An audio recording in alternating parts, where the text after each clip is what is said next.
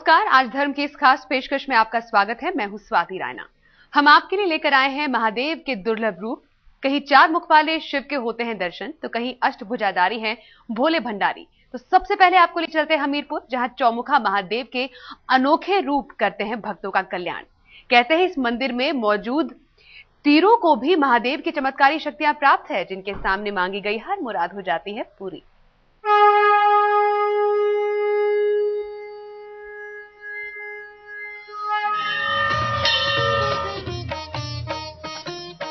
दर्शन कीजिए भगवान शिव के दुर्लभ रूप के, साक्षी बनिए महादेव के उस स्वरूप के, जिसके दर्शन विरले ही भक्तों को होते हैं।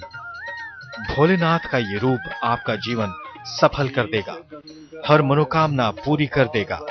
सदा विराजत कैलासी, नंदी भृंगी नृत्य करत हैं, धरत ध्यान सुर सुख राशि। शीतल मंद सुगंध पवन बह, बैठे हैं शिव अविनाशी। हमीरपुर के कांगड़ा जिले की सरहद पर व्यास नदी के किनारे घने जंगलों में दर्शन होते हैं महादेव के अनोखे रूप के। अनोखा इसलिए क्योंकि इस मंदिर में मौजूद शिवलिंग में एक नहीं, दो नहीं, बल्कि दर्शन होते हैं शिव के चार मुखों के। यहाँ भोलेनाथ के चार सिर हैं, जिन्हें चामुखा महादेव के नाम से जाना जाता है।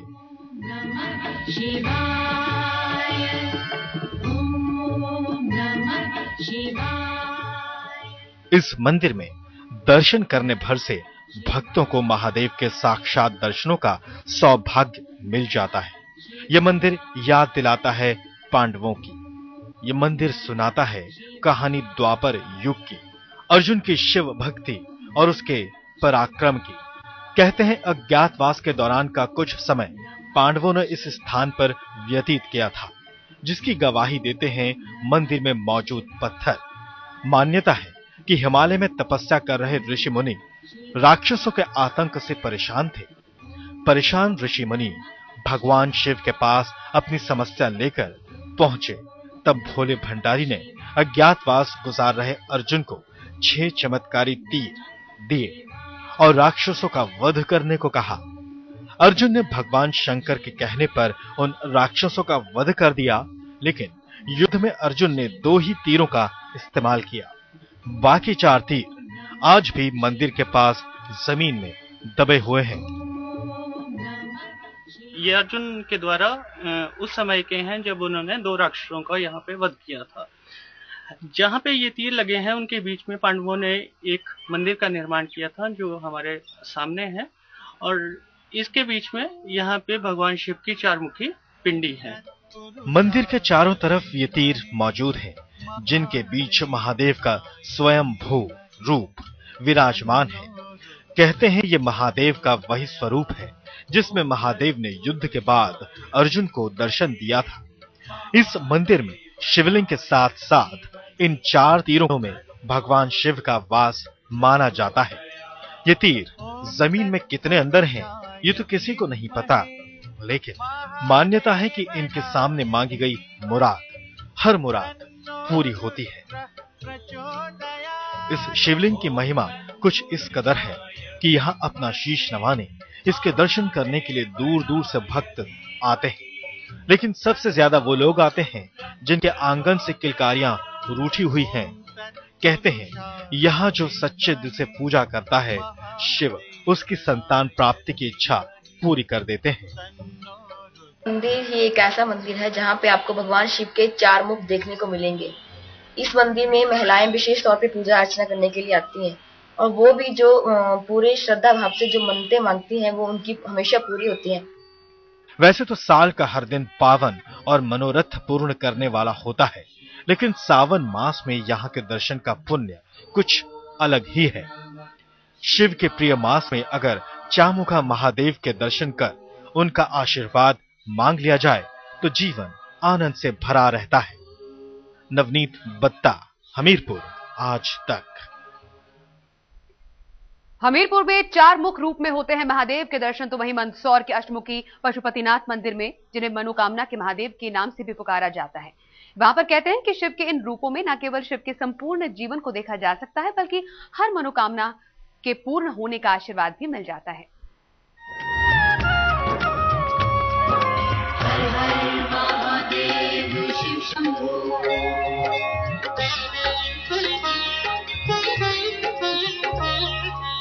महादेव का दुर्लभ रूप। लिंगम निर्मल भासित, इसमें समाया है सृष्टि का संपूर्ण सत्य। विनाशक लिंगम, इस रूप के दर्शन से संवर जाता है भक्तों का जीवन।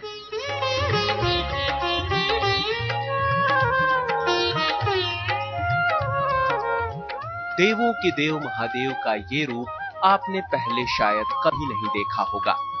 ये वो रूप है जिसके दर्शन की इच्छा देवताओं तक को धरती पर खींच लाती है। ओम नमः शिवाय, ओम नमः शिवाय। इस रूप को एक बार देखने भर से जीवन संतोष और आनंद से भर जाता है। इसके बाद न तो कुछ और देखने की इच्छा बाकी रहती है और न ही कुछ और जानने की जरूरत होती है। आप भी देख लीजिए औघड़दानी के इस दुर्लभ रूप को।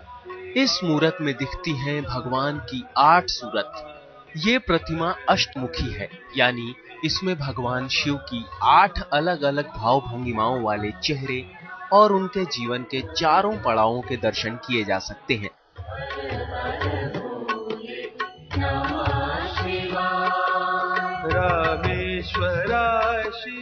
मध्य प्रदेश के मंदसौर में बना है भगवान पशुपतिनाथ का ये मंदिर।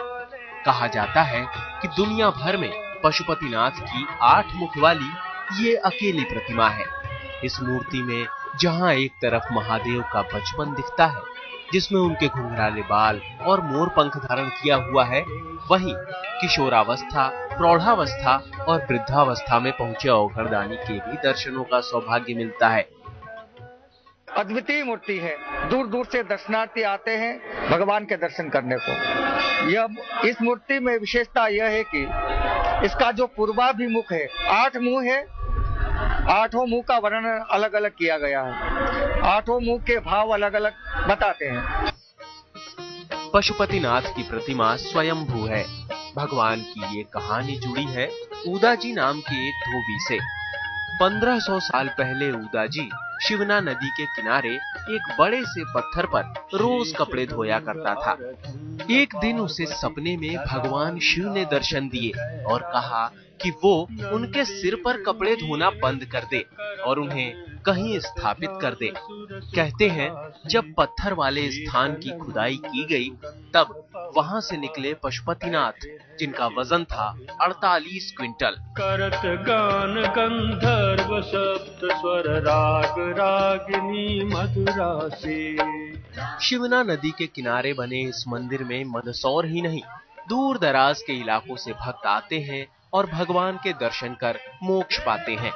बारिश के दिनों में शिवना नदी भगवान का अभिषेक करने के लिए उमड़ पड़ती है और उनके चरणों को धोकर धन्य हो जाती है। तो हर काम पूरा होता है। मेरी बच्ची फॉरेन गई इनके प्रताप से, और एक बच्चा भी फॉरेन है, साइप्रस, और इनसे वजह सब काम होते हैं। सबसे बड़ी मूर्ति है और इसकी मत जो छोटी मूर्ति है वो नेपाल में है। यहाँ पर सारे व्यापारी बिजनेसमैन होते हैं या जितने भी स्टूडेंट्स हैं सभी लोग यहाँ पर आते हैं। इवन पशुपतिनाथ जी का मंदिर देखने के लिए सारे इंदौर के, उज्जैन के आसपास के जितने भी स्टूडेंट्स भी होते हैं, आउटसाइडर स्टूडेंट्स होते हैं, वो भी सब लोग यहाँ पे आते हैं। भगवान पशुपतिनाथ महादेव सभी भक्तों की मनोकामनाएं पूरी करते हैं। यही वजह है कि साल भर यहाँ भक्तों का तांता लगा रहता है। चाहे जैसी कामना हो, चाहे कितना भी बड़ा दुख हो, पशुपतिनाथ का अभिषेक करने भर से भक्तों की खाली झोली भर जाती है और मिल जाता है मोक्ष। भगवान राम के धाम चित्रकूट में जहां शिव 2 या 4 नहीं बल्कि 8 भुजाओं वाले रूप में होते हैं विराजमान। कहते हैं महादेव के इस रूप के दर्शन मात्र से ही पूरी हो जाती है भक्तों की हर मुराद।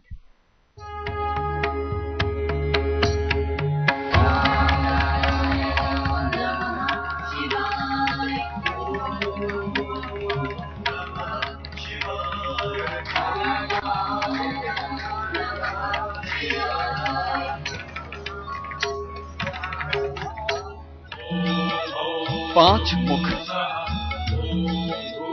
भुजाएं 8, त्र्यंबकं यजामहे तांडव मुद्रा,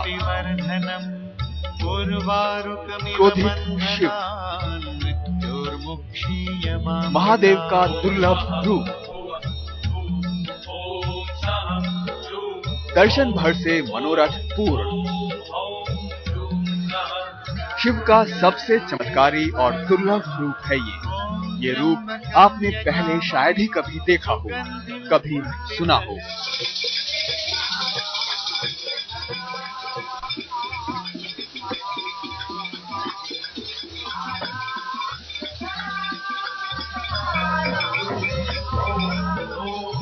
आज देख लीजिए देवों के देव महादेव के इस चमत्कारी रूप को।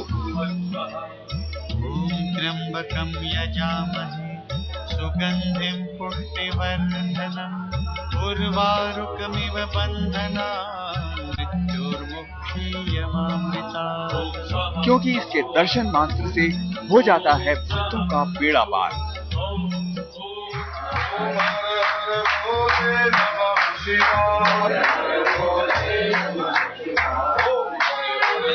मनोकामनाओं को मिल जाता है महादेव का वरदान।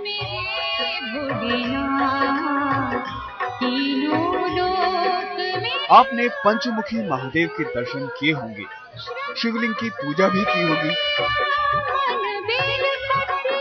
लेकिन आपने शिव का ऐसा भव्य और विराट रूप कहीं देखा है? यहाँ शिव अपने सर्वशक्तिमान अष्टभुजाधारी रूप में दे रहे हैं दर्शन। औघड़दानी के इस अनोखे रूप में उनके न केवल 5 मुख हैं, बल्कि 8 भुजाएं भी हैं। और तो और यहाँ तो तांडव मुद्रा में विराजते हैं। शिव शंकर का ये रूप भक्तों को बरबस ही मोह लेता है। भगवान से भक्तों को एक अटूट डोर में बांध देता है।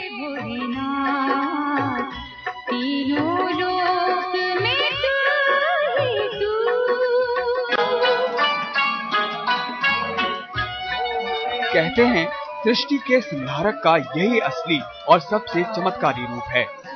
सती की मृत्यु के बाद शिव ने इसी रूप में किया था तांडव, जिससे पूरी सृष्टि डोल उठी थी। आस्था और चमत्कार का ये धाम उत्तर प्रदेश के चित्रकूट में है। कहते हैं यहीं पर महादेव ने अपने विराट रूप में किया था तांडव, और तभी से यहाँ अष्टभुजा रूप में होते हैं भक्तों को दर्शन। कहते हैं इस दुर्लभ मूर्ति की रचना खुद विश्वकर्मा ने की थी। यहाँ आकर पूजा करने से भक्तों के सभी कष्ट कट जाते हैं।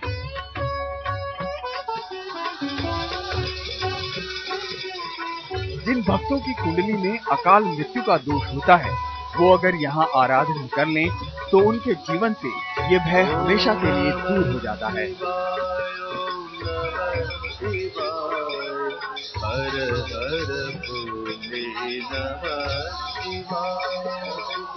हजारों साल पुराने इस मंदिर में भगवान की आरती का गवाह बनने के लिए सुबह से ही भक्तों की भीड़ उमड़ने लगती है।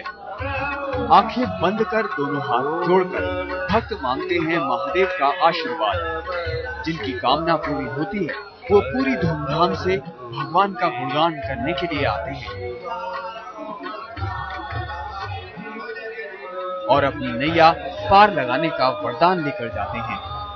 संतोष बंसल, चित्रकूट आज तक। चित्रकूट में विराजते हैं अष्टभुजाधारी शिव, जो करते हैं भक्तों का कल्याण। लेकिन देवों के देव ने धरा अपना ये विराट रूप। क्या है उनके इस पूरे रूप की कहानी, चलिए आपको सुनाते हैं।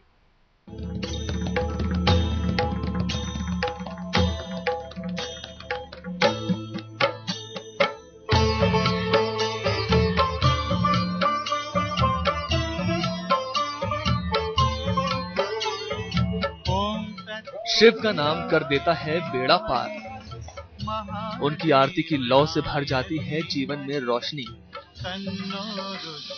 उनके दुखों से आहत तन मन को मिल जाती है राहत। यही तो शिव शंकर की शक्ति है, जिसे देखकर भक्त बस डूब कर रह जाते हैं अपने भगवान में। चित्रकूट की मडफा पहाड़ियों में बने मडफेश्वर महादेव मंदिर में भक्त पूरी श्रद्धा और धूमधाम से लेते हैं महादेव का नाम। मंदिर की परिक्रमा कर गाते हैं भक्ति गीत और करते हैं उनके अद्भुत रूप के दर्शन।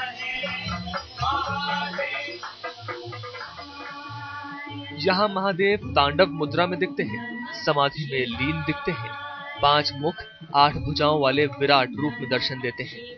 कहते हैं ये मूर्ति उस समय की है जब सती ने मृत्यु को गले लगाया था, पिता के यज्ञ में अपने प्राणों की आहुति दी थी। काली प्रतिमा है जो कि ये बनाई हुई विश्वकर्मा की है। इस प्रतिमा में भगवान शंकर 5 मुख से, ऊपर गंगा जी हैं, जटा हैं और डमरू लिए हुए हैं, त्रिशूल, खड्ग इत्यादि इनका जो आयुध है वो सब लिए हुए हैं, तांडव नृत्य करते हुए। दक्ष प्रजापति ने जब दामाद शिव का अपमान किया तो सती ये सहन नहीं कर पाई। अपने पति के खिलाफ अपशब्दों ने सती को यज्ञ कुंड में कूदकर मृत्यु की गोद में समाने पर मजबूर कर दिया। जब शिव तक सती के मृत्यु की खबर पहुंची तो वो क्रोध से थर थर कांपने लगे। कहते हैं उनके क्रोध से पूरी धरती डगमगाने लगी थी और तभी महादेव ने धारण किया अपना पंचमुख और अष्टभुजाधारी असली रूप। क्रोध में तांडव करते करते शिव ने चित्रकूट की इसी पावन धरती पर किया था अपने गुस्से को शांत। कहते हैं इसी स्थान पर महादेव तांडव मुद्रा में ही समाधि में लीन हो गए ताकि उनके क्रोध से पृथ्वी जले नहीं और वो सती के दुख को भुला सके। चित्रकूट में ही उन्हें शांति मिली थी और वो फिर से सृष्टि में अपना मन रमा सके थे। कहते हैं जब शिव समाधि में लीन थे तभी गंगाधर की जटाओं से गंगा की कुछ बूंदें टपकी थी। गंगा की उन्हीं बूंदों से बना है ये तालाब। कहा जाता है कि इस तालाब के जल से हर तरह के चर्म रोग ठीक हो जाते हैं, यहाँ तक कि कुष्ठ रोग में भी आराम मिलता है। यह भी कहा जाता है कि मेनका को जब इंद्र ने कुष्ठ रोगी होने का शाप दिया था तो इसी जल में स्नान कर अप्सरा को अपना रूप वापस मिला था। चित्रकूट के कण कण में चमत्कार की कहानियां भरी पड़ी हैं, लेकिन मडफा पहाड़ में बने महादेव के इस धाम में आकर भक्तों की सभी मुरादें पूरी हो जाती हैं और जीवन धन्य हो जाता है। एक तरफ शिव के विराट और बेहद दुर्लभ रूप के दर्शनों का सौभाग्य मिलता है, वहीं भगवान के चमत्कारों से लबालब भरे तालाब में स्नान कर मिट जाते हैं सभी कष्ट। संतोष बंसल, चित्रकूट, आज तक।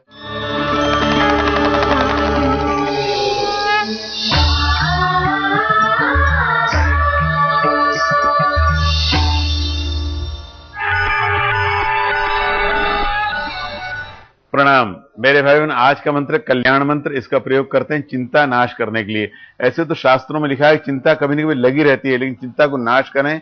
चिंता तो रहती है किसी न किसी प्रकार की, कोई चिंता कोई चिंता कोई चिंता कोई चिंता। उन चिंताओं को समाप्त करने के लिए इस मंत्र का प्रयोग करते हैं। मैं आपसे मंत्र निवेदन करता हूं पहले और फिर उसकी विधि बताता हूं। मंत्र है आयान्तु मम शान्त्यर्थम दुरित क्षयकारकः।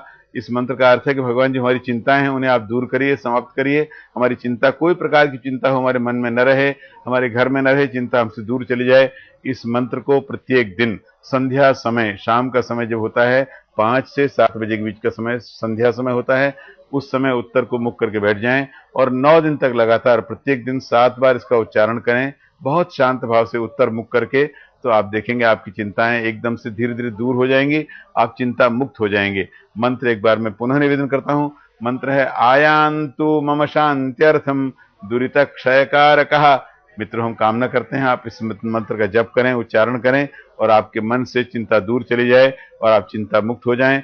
मित्रों, आज की जिज्ञासा है पूजा में चंदन क्यों भगवान को लगाते हैं, अपने भी क्यों लगा लेते हैं। शास्त्र में लिखा है कि चंदन लगाने से कि चंदनस्य महत्पुण्यम पवित्रम पापनाशनम आपदाम हरते नित्यम लक्ष्मी तिष्ठतु ते सदा। इसका भाव यह है कि चंदन लगाने से भगवान को या स्वयं को भी एक तो आपत्तियां दूर भाग जाती हैं, आपत्तियां दूर चली जाती हैं और लक्ष्मी सदा अपने घर में रहती है। प्रत्येक व्यक्ति चाहता है कि पूजा करे, अर्चना करे तो लक्ष्मी उसके घर में रहें, आपत्तियां उसके घर में ना आए। चंदन लगाने से भगवान को या स्वयं को भी एक तो लक्ष्मी घर में रहती है और आपत्तियां दूर चली जाती हैं। मित्रों, जब भी आप पूजा करें अवश्य चंदन भगवान को लगाएं और अपने भी लगाएं। इससे आपके घर में लक्ष्मी मिले, लक्ष्मी की प्राप्ति हो और आपत्तियां दूर चली जाएं। मित्रों, इसी के साथ आज का ये कार्यक्रम अब यहीं संपन्न होता है। नई जिज्ञासाओं और जानकारियों के साथ आपसे पुनः मुलाकात होगी। तब तक के लिए आज्ञा दीजिए। आज इतना ही। प्रणाम।